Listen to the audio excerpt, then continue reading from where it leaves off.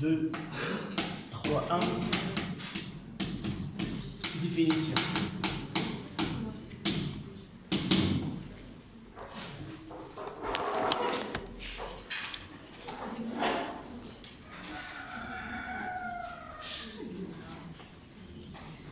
De la même façon que nous avons défini le vecteur vitesse, qui est une dérivée par rapport au temps de vecteur position. Là, on aura le vecteur accélération, c'est la dérivée de vecteur vitesse par rapport au temps aussi. Donc, on prendra AG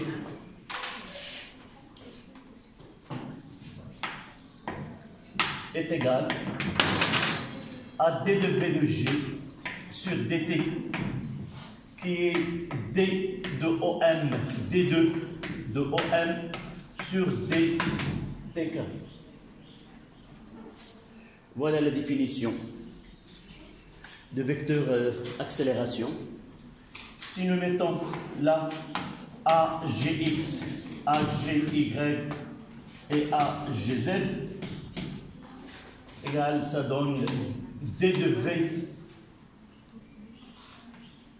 gx sur dt, d de v gy sur dt, et là, d de v gz sur dt, qui n'est autre que d2 de x sur dt carré, d2 de y sur dt carré, et finalement d2 de z sur dt. Voilà l'outil mathématique qui nous permet, comme vous voyez, de lier le vecteur vitesse avec le vecteur accélération, et les deux sont liés aux équations horaires x de t, y de t et z de t.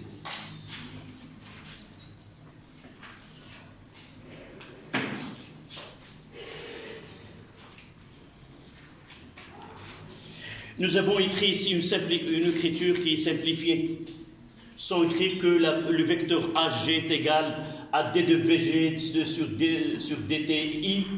Là, c'est plus simple de l'écrire de cette façon, pour simplifier l'écriture.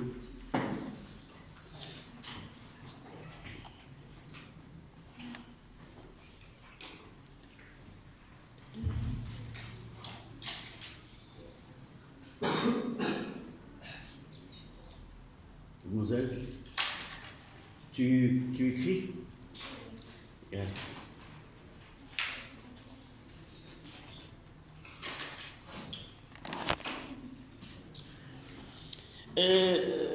Le langage qu'on utilise, la lecture, normalement, on dit D2 OM sur DT2. Et parfois, on mettra carré. En réalité, si nous disons carré par abus de langage, c'est pas correct. C'est D2 OM sur TD2. C'est la dérivée de la dérivée, c'est-à-dire c'est pas un carré en réalité. Mais puisque c'est une notation, il doit être lu de cette façon. Mais par abus de langage, parfois on utilise D carré de OM sur DT carré. Mais il est acceptable. D'accord. On fera 232 applications, comme nous avons fait avec les autres vecteurs. 2, 3, 2 applications.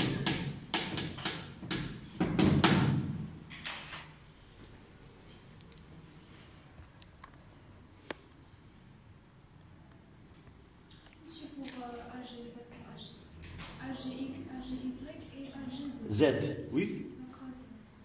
AGZ, oui.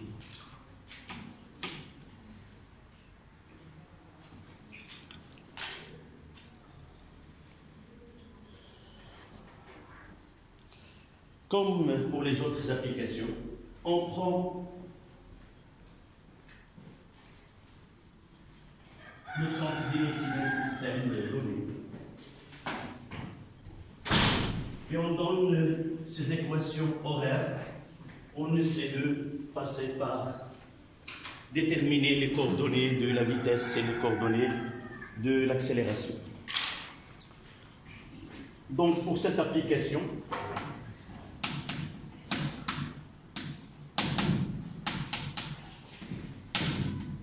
on donne au G d'une façon simplifiée x de t est égal à 4t moins 2, y de t est égal à t carré moins 2t plus 1, et z de t est égal à 0. Ça, ce sont des données. On ne pose pas la question d'où nous avons obtenu. On prendra comme départ, si nous avons un corps solide dont le centre d'inertie A pour équation horaire x de t, y de t. La question c'est quoi? C'est déterminer V de G et A de G. Quelle est? Première question, déterminer la position. D'abord on commence à déterminer la position, nous l'avons déjà traité cette question, la position de G à t égale 0 et t est égal 2 secondes, petit b, c'est déterminer l'accélération de mobile à l'instant t égale déterminer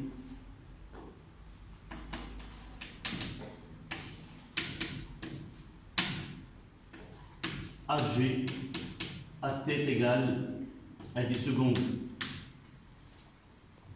C'est-à-dire ces composantes. Il y a une autre question, c'est comment déterminer l'équation de la trajectoire. Je relis pour vous de l'autre côté. Donc x, c'est 4t moins 2. On arrive à Oui, parce que je constate que tu es en train de prolonger la vision sur le tableau, c'est-à-dire si tu n'as aucun problème, j'aurais pas remarqué que tu prends de temps pour lire. Donc c'est déterminé. Avec le temps, un professeur devient spécialiste dans la lecture du visage. C'est pas par étude, mais par coutume. Déterminer l'équation de la trajectoire.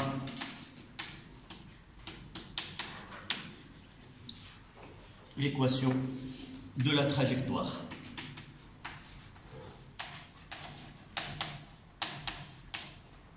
De G.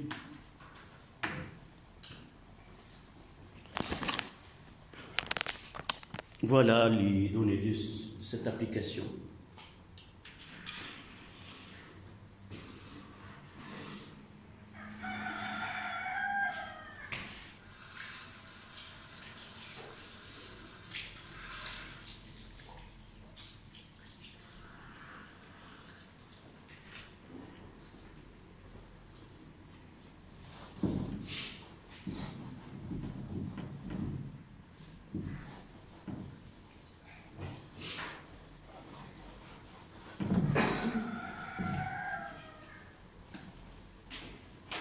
Ce coq, je deviens son ami.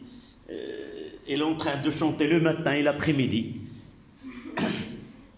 Et pendant toutes mes cours, elle est là, en train de... Là. C'est pas uniquement le matin, mais l'après-midi.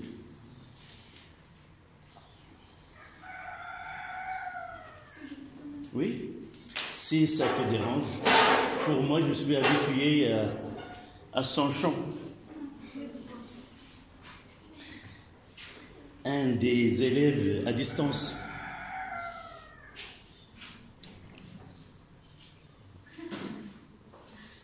Ça y est? Donc la première question. La position de G à l'instant t est égal à 0. Si on notera au G0, si... et on remplace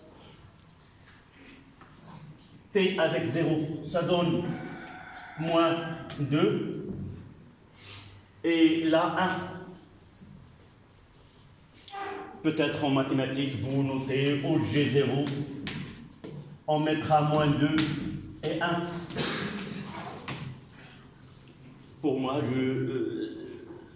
j'utilise cette notation.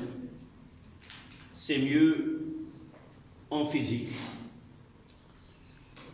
Au G, si nous notons 2 secondes T1, au G1, on remplace T avec 2 secondes, c'est 8, 6, et 4, moins 4, c'est 0, c'est 1. C'est-à-dire au G1, c'est 6, 1.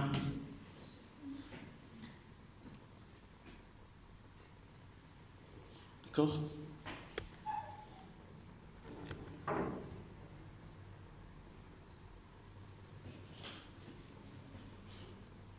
Ça, c'est A.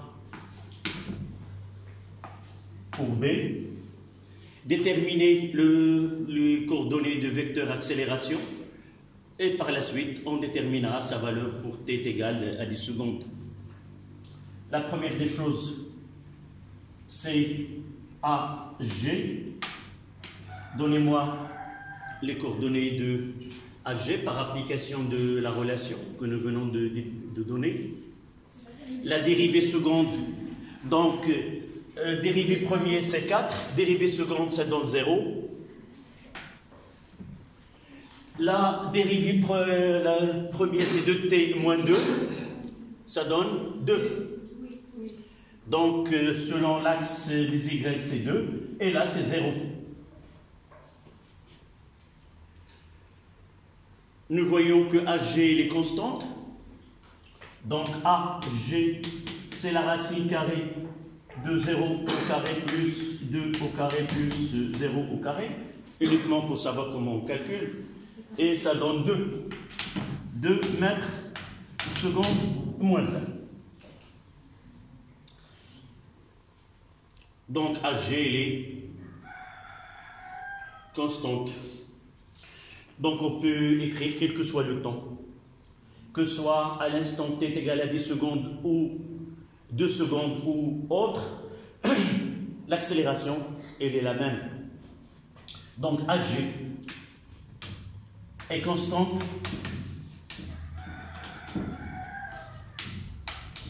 quel que soit le temps, quel que soit t.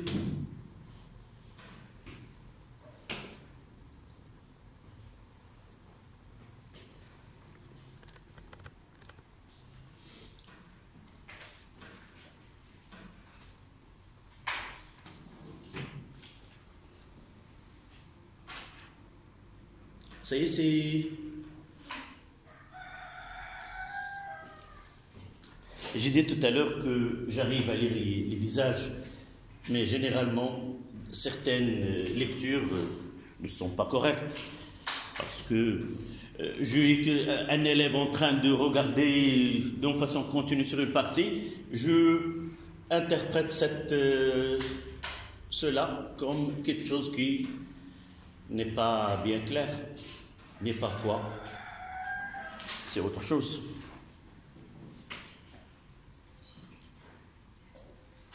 Donc, pour déterminer l'équation de la trajectoire, nous avons déjà su comment aboutir à cette équation. Rappelez-moi les démarches qu'on devrait appliquer. D'abord, la règle. La première des choses, c'est la règle. Je dois écrire une petite phrase.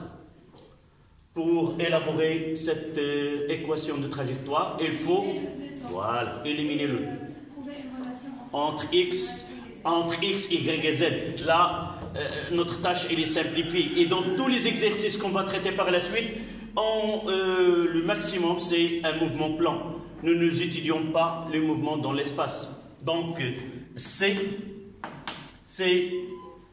déterminer la trajectoire ou l'équation de la trajectoire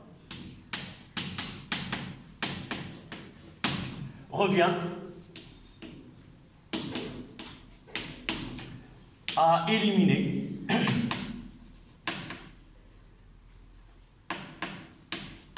le temps.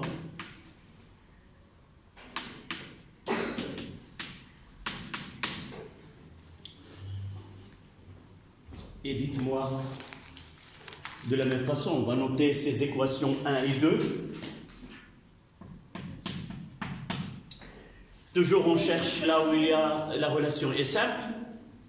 est égal à x plus Remarquez, je ne l'ai pas noté la dernière fois, lorsqu'on écrit des équations horaires, on écrit x de t, x de t, y de t.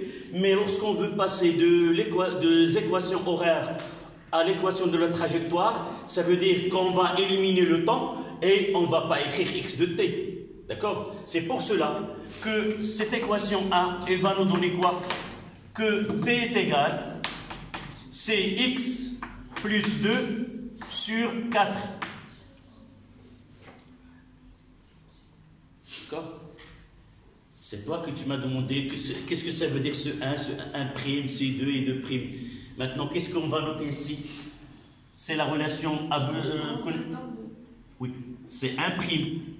Il est élaboré à partir de 1, on la note 1', et on mettra 1' dans 2. Voilà. C'est pour simplifier celui qui corrige, pour lui donner la trace ou le chemin qu'on suit pour arriver à la solution finale.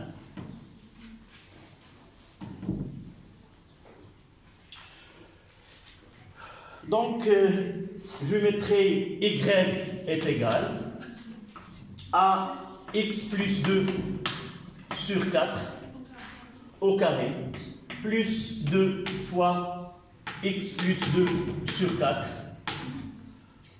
plus 1.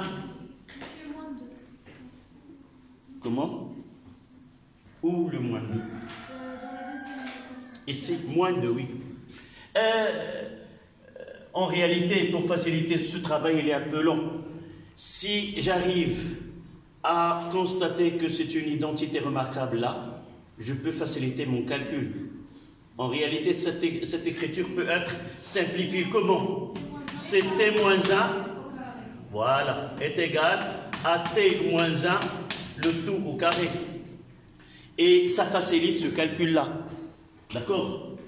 Je l'ai laissé, mais je reviens à y est égal à t moins 1, le tout au carré. C'est-à-dire, c'est x plus 2 sur 4 moins 1, le tout au carré. Autre, si nous avons remarqué que y n'est autre que t moins 1 au carré, je réduis au même dénominateur et ça donne x plus 2 moins 4, le tout sur 4 au carré. Et ça donne x moins 2 égale à 1 sur 16, x moins 2, le tout au carré. Mais en physique, on ne laisse pas, c'est rare qu'on fait des écritures simples. On peut donner, ça donne 1 sur 16, x carré, moins 2x, plus 4. Pourquoi? Parce que par la suite, on aura une équation lorsque l'accélération est constante, le mouvement est parabolique et la parabole est là une expression ax carré plus bx plus c. D'accord? Donc finalement, ça donne, là c'est au carré. Donc y est égal à x au carré sur 16 moins x sur 8. C'est moins 4x. Comment? X carré Moins moins 4x. 4x, oui. Là, c'est moins 4x. 4, ça donne moins x sur 4, plus 1 sur 4. Voilà.